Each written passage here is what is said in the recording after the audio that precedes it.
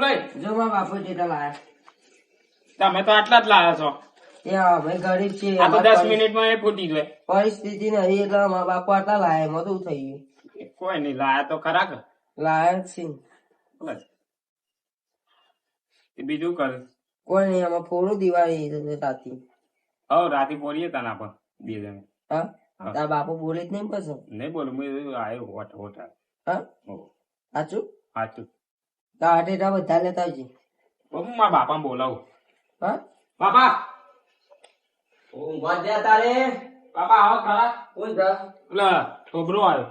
કોઈ ગોબડો થોબરો.